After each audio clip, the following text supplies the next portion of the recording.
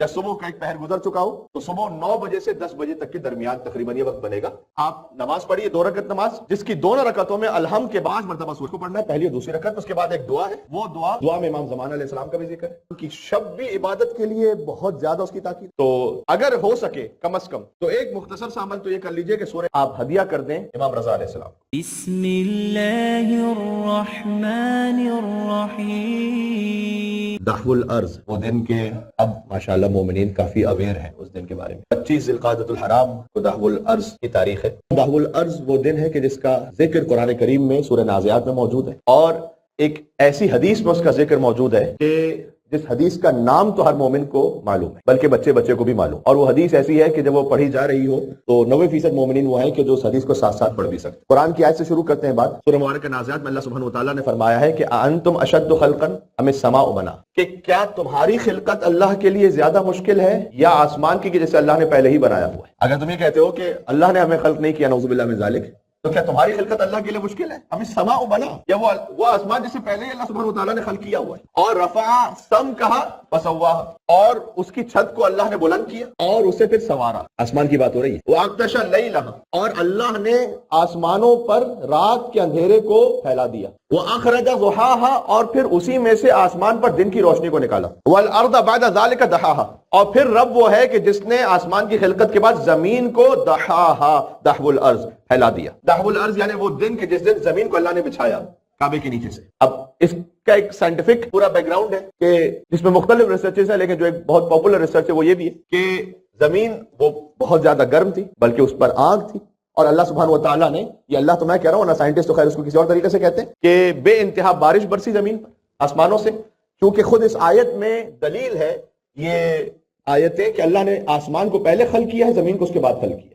ذہن میں رکھیے جو ترتیب ہے خلقت کی، اس میں پہلے اللہ سبحانہ وتعالیٰ نے فرمایا کہ تمہاری خلقت زیادہ مشکل ہے یا اس آسمان کی جیسے اللہ نے بنایا ہوا ہے، اس کے بعد اس کی چھت کو اوپر کیا، اسے سوارا، اس میں رات بھی پیدا کی، اس میں دن بھی خلق کر دیا. والارض بعد ذلک، یہ سب ہونے کے بعد اللہ نے زمین کو بنایا. یہ سب ہونے کے بعد اللہ سبحانہ وتعالیٰ نے زمین کو بچھا دی. تو جو زمین ہے اس کی خلقت اس انداز سے تھی کہ وہ بہت زیادہ گرم ہے، رہنے کے قابل نہیں تھی. تو اس پر آسمانوں سے بارش برسی، اور اتنی زیادہ بارش برس گئی کہ اس کے بعد وہ زمین آہستہ آہستہ وہ ٹھنڈی ہو گئی کہ جو رہنے کے قابل ہو جائے. اور اللہ سبحانہ وتعالیٰ نے آگے خود اس میں پھر فرمایا سورہ نازعات میں کہ اخرج ماءھا ومرعاھا، پھر زمین ہی سے اللہ سبحانہ وتعالیٰ نے پھر پانی کو بھی نکالا اور تمہارے لیے زراعت کو بھی نکالا، اور پہاڑوں کی میخوں کو زمین پر گاڑ دی تاکہ زمین بیلنس رہے. یہ واقعہ کب پیش آیا کہ آج بھی دیکھیے گا کہ زمین کے اندر وہ آگ بھی ہے کہ جس سے کبھی لاوا ہٹتا بھی ہے اور وہ آگ باہر بھی آ جاتی. اور کہا جاتا ہے کہ تقریباً اگر آپ زمین کے اندر 60 کلومیٹر تک اندر چلے جائیے تو پھر وہاں پر گویا آگ ہی کی کیفیت ہے اب بھی، جو کہ کبھی کبھار وہ باہر آ جاتی ہے پہاڑوں کے ذریعے سے. تو یہ اللہ سبحانہ وتعالیٰ کی قدرت ہے. اللہ نے جب وہ زمین ٹھنڈی ہو گئی اور اس قابل ہو گئی کہ یہاں پر آبادی ہو سکے، تو جس مقام پر آج کعبہ ہے وہاں سے زمین کو بچھانا شروع، یہاں سے زمین پھیلنا شروع ہوئی. یہ دحو الارض کا لفظ ذہن میں رہے گا آپ کے، زمین کو بچھانا. اس کی کچھ سگنیفیکنس میں عرض کروں گا آپ سے. دحو الارض فقط زمین بچھنے کا دن نہیں ہے بلکہ یوم ولایت بھی ہے. ابھی آپ سے عرض کرتا ہوں. تو زمین کو اللہ سبحانہ وتعالیٰ نے بچھانا شروع کیا. یہ ہے قرآن میں والارض بعد ذلک دحاھا، اس لفظ کے ساتھ. دحاھا کا لفظ بھی ہے قرآن میں، اس کا مطلب بھی بچھانا ہے، مختصر سے ایک فرق کے ساتھ. والشمس وضحاھا والقمر اذا تلاھا والنہار اذا جلاھا واللیل اذا یغشاھا والسماء وما بناھا والارض وما ونفس وما سواھا فالھمھا فجورھا وتقواھا. یہ 11 قسمیں گانے کے بعد قد افلح من زکاھا وقد خاب من دساھا. یقیناً کامیاب وہ ہو گیا جس نے اپنے نفس کو پاک کر دیا، نامراد ہو گیا جس نے اپنے نفس کو برباد کر دیا. یہ وہ واحد سورہ ہے کہ جس سے اللہ سبحانہ وتعالیٰ نے 11 قسموں سے شروع کیا. اور یہیں پر یہ بات آ جائے، اگرچہ کہ بعد میں کہنی تھی اعمال دحو الارض میں، لیکن دحو الارض کے اعمال میں خاص نماز ہے، اور اس نماز میں آپ نے سورہ شمس کو پڑھنا ہے، جس سورہ شمس کی ان آیتوں کو میں نے پڑھا آپ کے سامنے. اور وہ نماز کا وقت ہے چاشت کا، یعنی تقریباً سمجھ لیجئے جب صبح کا ایک پہر گزر چکا ہو تو صبح 9 بجے سے 10 بجے تک کے درمیان تقریباً یہ وقت بنے گا. آپ نماز پڑھیے 2 رکعت نماز، جس کی دونوں رکعتوں میں الحمد کے بعد 5 مرتبہ سورہ شمس پڑھ. کوئی زیادہ طولانی سورہ نہیں ہے. قد افلح من زکاھا وقد خاب من دساھا كذبت ثمود بتقواها اذ انبعث اشقاها فقال لهم رسول الله ناقة الله وسقياها فكذبوه فعقروها فدمدم عليهم ربهم بذنبهم فسواها ولا يخاف عقباها. یہ سورہ آپ یاد نہ ہو آپ تو دیکھ کے پڑھ لیجیے، اجازت ہے اس کی. 5 مرتبہ سورہ شمس کو پڑھنا ہے، پہلی اور دوسری رکعت. اس کے بعد ایک دعا ہے، وہ دعا مفاتیح الجنان میں لکھی ہوئی ہے. اس دعا میں امام زمان علیہ السلام کا بھی ذکر ہے. امام زمان علیہ السلام کا بھی بڑا گہرا تعلق ہے دحو الارض کے دن سے. ابھی عرض کرتا ہوں. تو یہ ہے قرآن میں والارض بعد ذلک دحاھا، وہ حدیث کے جس میں بہت زیادہ واضح ہے دحو الارض کا ذکر، اسی روٹ ورڈ کے ساتھ کہ جو دحو ہی سے ہے. میں آپ کے سامنے پڑھتا ہوں، آپ میرے ساتھ پڑھیں گے انشاءاللہ.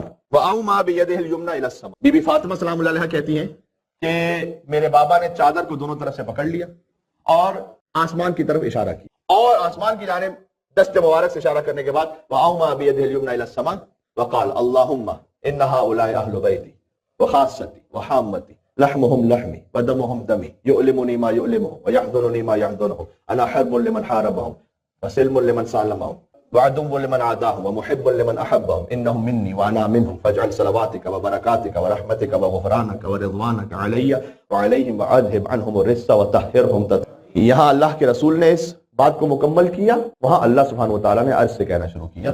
وقال اللہ عز وجل یا ملائکتی و یا سکان سماواتی، اے ملائکہ اور اے آسمان کی مخلوقات. غور کیجئے گا اس لفظ پر، انی ما خلقت سما مبنیہ ولا ارضا دحو الارض ولا ارضا مدحیہ، یہ اسی دحو الارض سے. انی ما خلقت سما مبنیہ ولا ارضا مدحیہ ولا قمرا منیرا ولا شمسا مضیہ ولا فلکا یدور ولا بحرا یجری ولا فلکا یسری الا فی محبت هؤلاء الخمسة الذين هم تحت الكساء. وقال الامین جبرائیل یا رب ومن تحت الكساء. وقال اللہ عز وجل هم اہل بیت النبوة ومعدن الرسالة ومختلف الملائکة هم فاطمة وابوها وبعلها وبنوها. اللهم صل علی محمد وعلی محمد. میں نے آسمان کی چھت کو بلند نہیں کیا ولا ارض مدحیہ، اور زمین کو نہیں بچھایا. یہ جو دحو الارض کا دن ہے یہ صدقہ ہے پنجتن پاک. ولا ارض مدحیہ ولا قمر منیرا ولا شمس مضیہ ولا فلک یدور ولا بحر یجری، کچھ بھی نہ ہوتا الا فی محبت هؤلاء الخمسة، مگر یہ کہ ان پانچ کی محبت میں الذین هم تحت الکساء، جو کساء میں موجود ہے. پروردگار یہ کساء میں کون ہے؟ فرمایا کہ یہ نبوت کے اہل بیت ہے، رسالت کا معدن ہے اور وحی کے اترنے کا مقام ہے. اور اگر نام کے ساتھ جاننا چاہو تو یہ فاطمہ ہے، اور فاطمہ کے بابا ہیں، فاطمہ کے شوہر ہیں، فاطمہ کے بچے ہیں. یا علی اللہم صل علی محمد وعلی محمد. یہ 25 ذوالقعدہ کی تاریخ ہے. اہم ترین عمل جو اکثر مومنین جانتے ہیں وہ ہے روزہ رکھنا. اگر آپ پر رمضان کا کوئی قضا روزہ ہے یا مستورات پر ان کے مخصوص ایام کی وجہ سے جو روزے قضا ہو جاتے ہیں اور اب تک انہوں نے قضا مکمل نہیں کی اور قضا اس طرح سے باقی ہے، تو آپ قضا کی نیت سے روزہ رکھیں گے، لیکن قضا اتر بھی جائے گا اور انشاءاللہ 25 ذوالقعدۃ الحرام روزہ رکھنے کا ثواب بھی عطا ہوگا. یہ وہ روزہ ہے کہ جو سال کے 4 اہم ترین روزوں میں سے 4 دن ایسے ہیں کہ جہاں پر معصومین علیہ السلام کی خاص تاکید ہے کہ روزہ رکھا جائے. پہلا ہے اس میں 17 ربیع الاول کا دن، روزے ولادت سرکار ختمی مرتبت صلی اللہ علیہ وآلہ وسلم. اللہم صل علی محمد وعلی محمد. ولادت امام جعفر صادق علیہ السلام. اللہم صل علی محمد وعلی محمد. 27 رجب المرجب عید مبعث، جب سرکار ختمی مرتبت نے نبوت کا اعلان فرمایا، پہلی وحی کا نزول ہوا. اقرا بسم ربک الذی خلق، خلق الانسان من علق، اقرا وربک الاکرم الذی علم بالقلم، علم الانسان ما لم یعلم. یہ 5 آیتیں نازل ہوئی. 18 ذی الحج جب دین مکمل ہو گیا، یعنی اب تصور فرمائیے گا، جس ردیف میں 17 ربیع الاول ہے اور 27 رجب ہے اور 18 ذی الحج ہے، اس ردیف میں ہے 25 ذوالقعدۃ الحرام. 15 شعبان کا روزہ ہمارے یہاں بڑا معروف ہے اور رکھنا بھی چاہیے شعبان المعظم کی مناسبت سے، لیکن 15 شعبان المعظم کے لیے الگ سے باقاعدہ کوئی اس طرح کی فضیلت کی حدیث نہیں آئی. 15 شعبان کے روزے سے بھی زیادہ افضل روزہ ہے 25 ذوالقعدہ کا روزہ. غور کیجئے گا. تو یہ سارے ولایت کے ایام ہیں. 17 ربیع الاول، 27 رجب پہلی وحی کا نزول، 18 ذی الحج دین مکمل ہو گیا اور 25 ذوالقعدۃ الحرام. تو 25 ذوالقعدۃ الحرام کی شب بھی عبادت کے لیے بہت زیادہ اس کی تاکید. آپ مفاتح الجنان میں دیکھیے گا تو اس میں کچھ اعمال بھی مختصر سے لکھے ہوئے. 25 ذوالقعدۃ الحرام آپ اس کی شب بھی اگر ہو سکے کم از کم تو ایک مختصر سا عمل تو یہ کر لیجئے کہ سورہ یاسین پڑھ کر آپ ہدیہ کر دیں امام رضا علیہ السلام، اس لیے کہ 25 ذوالقعدہ کا تعلق بہت گہرا ہے امام رضا علیہ السلام. اور وہ یہ ہے کہ حسن بن علی وشا یہ کہتے ہیں کہ میں کم سنی میں تھا اور میں اپنے والد کے ساتھ شب 25 ذوالقعدہ پہنچا امام رضا علیہ السلام کے گھر پر ان کے دسترخوان. اب یہاں جب حرم میں ہم زیارت کے لیے جاتے ہیں اور دسترخوان امام رضا علیہ السلام نصیب ہو جاتا ہے تو کتنا اپنے آپ کو سعادت مند سمجھتے ہیں. جو خود امام کے گھر میں ان کے دسترخوان پر حجت خدا کے ساتھ بیٹھ کر دسترخوان امام رضا علیہ السلام پہ طعام کھا رہا ہو تو آپ کی سعادت کا اندازہ لگائیے گا. تو حسن بن علی وشا کہتے ہیں کہ میں تو کمسنی میں تھا، میں اپنے باوا کے ساتھ گیا اور وہ 25 ذوالقعدہ کی رات تھی. امام نے کہا کہ جانتے ہو کہ آج کی رات کون سی؟ اور پھر امام اسلام نے فرمایا کہ یہی وہ رات ہے کہ جب اللہ عز و جل نے کعبے سے زمین کو بچھانا شروع کیا، اور یہی وہ دن ہے کہ جب نوح علیہ السلام ان کی کشتی وہ پار لگ گئی، ابراہیم علیہ السلام کی ولادت ہوئی، عیسیٰ علیہ السلام کی بھی ولادت ہوئی. حضرت عیسیٰ علیہ السلام کی ولادت جارجن کیلنڈر کے مطابق 25 دسمبر ہے، اسلامی کیلنڈر کے مطابق تقویم کے مطابق 25 ذوالقعدۃ الحرام ہے. گھر میں رکھیے گئے. اور یہی وہ دن ہے کہ جب ہمارے قائم کا قیام شروع ہوگا. ایک مل کے صلوات بھیجیں مولا امام زمان علیہ السلام پر. اللہم صل علی محمد وعلی محمد. ان ساری مناسبتوں کا تعلق ہی اللہ کی ولایت. حضرت نوح علیہ السلام کی کشتی میں جو سوار ہو گیا وہ نجات پا گیا. اہل بیت کی مثال کشتی نوح کی طرح سے ہے، جو اس میں سوار ہو گیا وہ نجات پا گیا. حضرت ابراہیم علیہ السلام وہ ہستی ہیں کہ جن کے لیے واضح طور پر اللہ سبحانہ و تعالیٰ نے قرآن میں اعلان فرمایا وہ پہلے نبی کہ انی جاعلک للناس امام، اے ابراہیم ہم نے آپ کو انسانوں کا امام بنایا۔ ابراہیم علیہ السلام مقام امامت پر ہے۔ حضرت عیسیٰ علیہ السلام کا کیا تعلق ہے امامت سے، وہ تو مجھے بتلانے کی ضرورت نہیں ہے، جو 2000 سال سے اس بات کے منتظر ہیں کہ میں فرزند فاطمہ کے پیچھے نماز پڑھوں۔ بات واضح ہو رہی ہے کہ اللہم صلی علی محمد وعلی محمد۔ اور حضرت حجت کا قیام بھی جب اس دن شروع ہوگا تو یہ خود گویا اشارہ ہے اس طرف کہ زمین کو اللہ نے بچھایا اس دن، اب اللہ سبحانہ وتعالیٰ بھیجے گا اپنی آخری حجت کو۔ عاشور کے دن ظہور کی روایت ہے، لیکن ان کا قیام شروع ہوگا دہو الارض سے، 25 ذوالقعدۃ الحرام سے، اور جیسے زمین پھیلی تھی اس دن کعبے کے نیچے سے، ویسے ہی وہ جو جان کعبہ ہے، روح کعبہ ہے، جب وہ اپنے قیام کا آغاز کرے گا تو اس کے قیام سے یملأ الارض قسطا وعدلا، پوری زمین پر عدالت بھی 25 ذوالقعدۃ الحرام سے پھیلنا شروع ہوگا۔ اب تعلق جوڑ رہے ہیں اس کو، تو دہو الارض کا ایک ظاہر ہے ایک باطن ہے، ظاہر ہے زمین کا بچنا، باطن ہے اللہ کی آخری حجت کے ذریعے سے عدل الہی کا بچ جانا پوری زمین۔ تو یہ ساری مناسبتیں دہو الارض پہ جمع ہو رہی ہیں۔ ایک اور مناسبت، اور مجھے پھر ایک چھوٹی سی بات پیش کرنی ہے اور میں بات کو ختم کر دوں گا، وہ یہ کہ بعض علماء کی تحقیق کے مطابق جب ذوالقعدہ کے بعد ہے ذی الحج، اور حضور نے حجۃ الوداع انجام دی، اور حج کے اختتام پر 18 ذی الحج کو علی بن ابی طالب کی مولائیت کا آفیشیل اناؤنسمنٹ کیا۔ کیا آپ جانتے ہیں اس بات کو؟ اللہم صلی علی محمد وعلی محمد۔ حضور نے سفر شروع کیا تھا مدینہ سے گئے مکہ، حج پہ تشریف لے گئے، حج پورا ہوا، واپسی پر غدیر کے میدان میں علی بن ابی طالب کی مولائیت کا اعلان۔ یہ جو مدینہ سے سفر شروع ہوا تھا نا حضور کا، یہ 25 ذوالقعدۃ الحرام۔ بات واضح ہو رہی ہے، میں کچھ کہنا چاہ رہا ہوں، یعنی 25 ذوالقعدہ دہو الارض زمین بچنے کا دن، یہ نعمت تکوینی کے آغاز کا دن ہے، کیونکہ زمین بچی ہے۔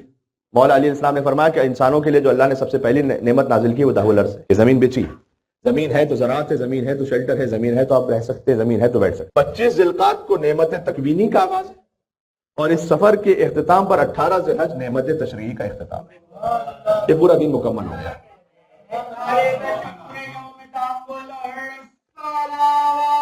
اللہم صلی علی محمد وعلی محمد۔ زمین بچھی ہے 25 ذوالقعدہ، علی کی مولائیت کا اعلان 18 ذی الحج، 25 ذوالقعدہ تراب سے مخصوص ہے، 18 ذی الحج ابو تراب سے مخصوص ہے۔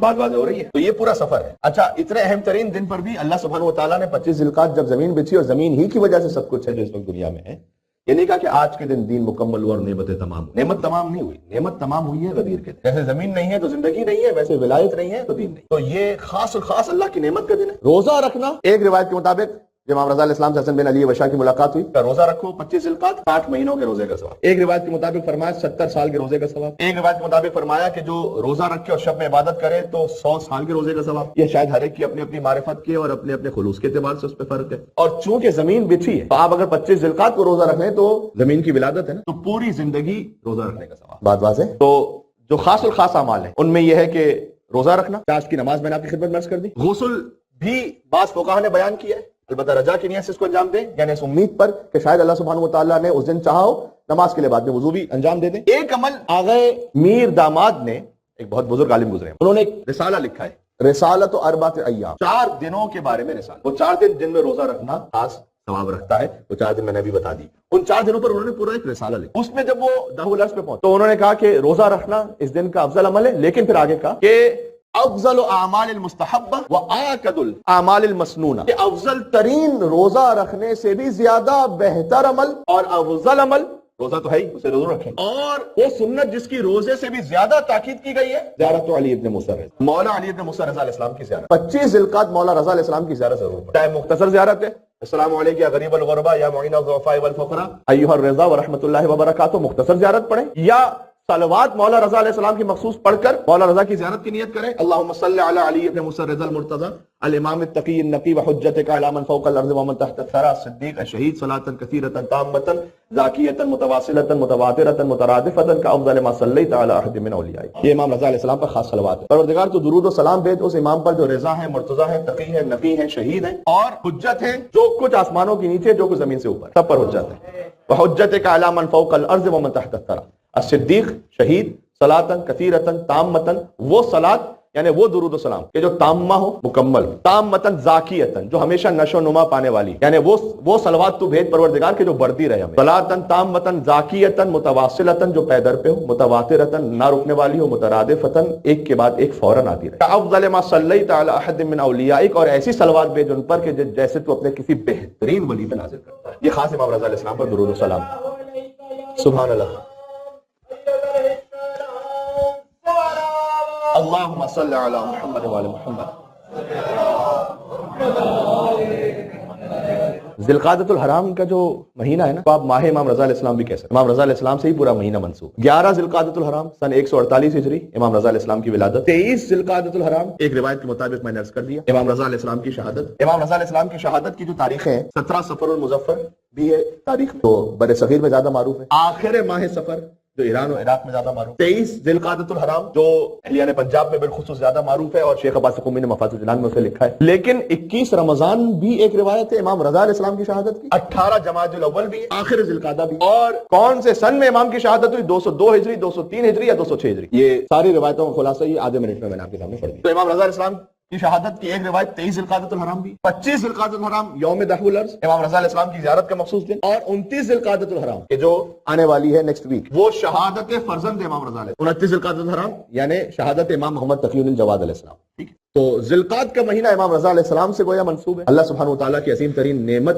ہمیں حاصل ہوئی 25 ذی القعدۃ الحرام کو، یوم دحو الارض، لئن شکرتم لازیدن، اگر تم شکر کرو گے تو میں، یہ ایک ترجمہ کیا جاتا ہے نعمت کو بڑھا دوں۔ اللہ تعالیٰ نے یہ نہیں کہا لئن شکرتم لازیدن نعمت، اگر شکر کرو گے تو نعمت بڑھا دوں گا، یہ نہیں کہا اللہ نے، اگرچہ اس کا مفہوم مطلب یہ نکلتا بھی ہے، لیکن اس کا جو اصل ترجمہ ہے وہ یہ ہے لئن شکرتم لازیدن، اگر تم شکر کرو گے نعمتوں پر تو تمہیں بڑھا دوں، یعنی تمہاری ظرفیت اور قابلیت کو بڑھا دوں، نعمت کو نہیں بڑھاؤں گا۔ جب تمہاری قابلیت بڑھ جائے گی اور لیاقت بڑھ جائے گی تو نعمت خود بخود بڑھ جائے گی۔ یہ بات ذہن میں رکھیے گا۔ اللہ سبحانہ وتعالیٰ جب نعمت عطا کرتا ہے نا کوئی بھی، تو وہ بے نہایت دانا بھی ہے اور بے نہایت توانا بھی، یعنی بے انتہا علم بھی رکھتا ہے، اس کی کوئی حد نہیں ہے، اور بے انتہا عطا بھی کر سکتا ہے، عطا کی بھی کوئی حد نہیں۔ ولا تزیدہ کثرۃ العطاء الا جودا وکرما، دعا افتتاح۔ پروردگار تیری عطا سے تیرے جود و کرم میں اضافہ ہی ہوتا جاتا ہے، خزانوں میں کوئی کمی نہیں ہوتی۔ تو اللہ سبحانہ وتعالیٰ پھر نعمت عطا کر کے کسی موقع پر روک کیوں دیتا ہے؟ وہ یہ کہ انسان میں جتنی لیاقت اور ظرفیت ہوتی ہے اتنا اللہ عطا کرتا ہے، ورنہ وہ نعمت اس کے لیے وبال بن جائے گی آخرت میں۔ بات واضح ہو رہی ہے؟ فرض کیجئے کہ آپ کا اسٹمک فل ہے اور اس کے بعد بھی کھاتے چلے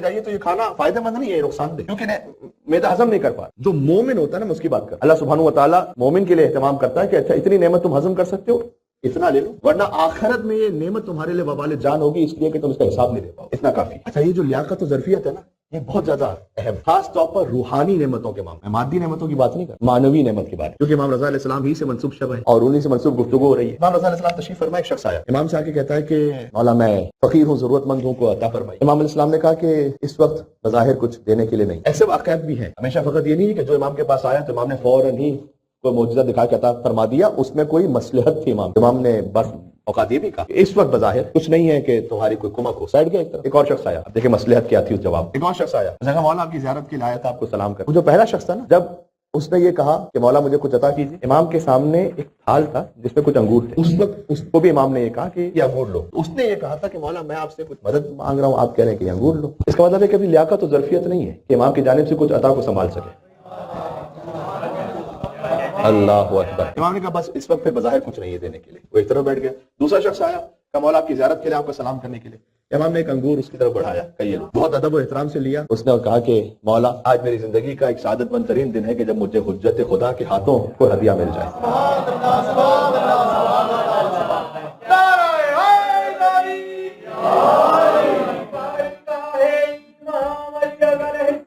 تو سنیے گا، اللہم صلی علی محمد وعلی محمد۔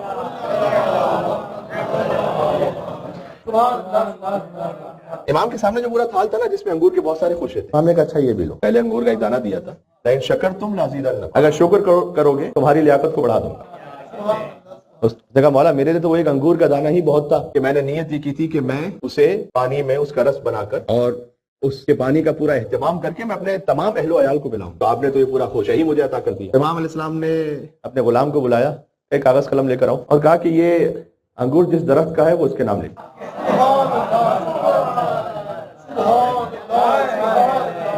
اس نے کہا مولا آپ تو کریم ابن کریم ہے، میں تو لیاقت ہی نہیں رکھتا تھا، لیکن آپ نے اپنے کرم سے نواز دی۔ امام نے اپنے غلام سے کہا کہ اس کے نیچے وہ درخت جس باغ کا ہے وہ پورا باغ لکھ دو۔ اب وہ شخص جو بیٹھا ہوا ہے نا پہلا، وہ دیکھ رہا ہے سارا۔ ہوتا ہے نا کبھی کسی کو ایک کے بعد ایک نعمت ملتی رہے تو ہم دیکھتے ہیں کہ یہ کیا ہو رہا ہے۔ وہ مولا کا شکر ادا کر کے چلا گیا۔ وہ شخص جو بیٹھا ہوا تھا اس نے کہا کہ مولا ضرورت تو مجھے تھی، میں آپ سے کہہ رہا تھا کہ میں فقیر و ضرورت مند ہوں، وہ تو خالی آیا تھا سلام کرنے کے لیے، تو آپ نے ایک انگور، پھر انگور کا خوشہ، پھر درخت، تو پھر پورا باغ اس کو دے دیا۔ امام نے یہ آیت پڑھی، کیا تم نے نہیں سنا اللہ سبحانہ و تعالیٰ نے قرآن میں کیا لئن شکرتم لازیدنکم، اگر شکر کرو گے تو بڑھاؤں گا، تمہاری لیاقت کو بڑھاؤں گا، تمہاری ظرفیت کو بڑھاؤں گا۔ تو نے شکوہ کیا، اللہ نے تیری لیاقت کو ختم کیا، اس نے شکر کیا، اللہ نے اس کی ظرفیت کو بڑھا دیا۔ یہ نعمت ہے، سبحان اللہ، اللہم صلی علی